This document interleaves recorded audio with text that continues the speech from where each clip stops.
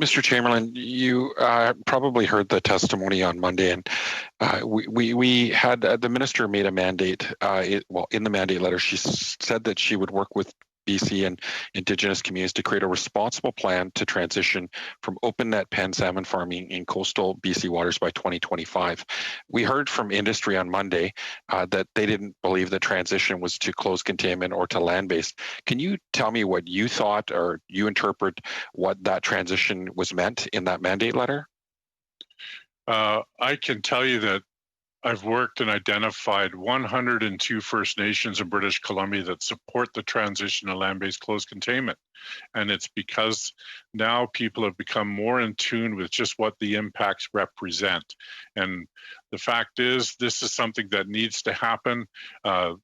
When we heard of the announcement and we read the words, it was to transition, not to develop a plan to transition. And to know that the 102 First Nations across BC support this government in that action. And by doing so, it would approach a very broad stroke reconciliation effort across the province. And it can go a long way to remove what is understood as systemic racism based upon 21 years of ignoring the Mi'kmaq, the Marshall decision, as well as all these years without meaningfully implementing the Sparrow decision. How else can that be viewed from a First Nation perspective other than systemic racism?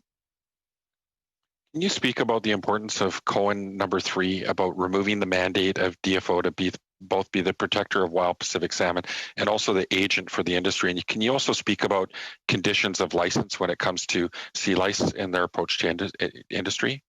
Absolutely. Thank you for that.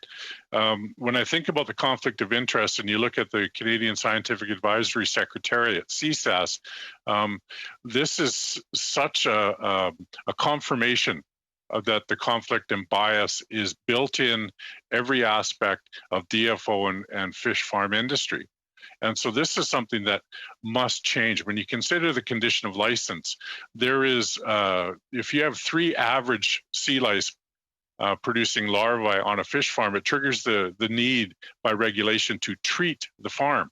Well, 3 sounds innocuous, doesn't it? Innocuous. But when you consider there's 500,000 to 750,000 fish on each fish farm, you're getting into the millions of sea lice producing larvae, which of course means billions of larvae in the upper water column where the Pacific salmon are migrating through. It's a clear threat. It's a clear impact.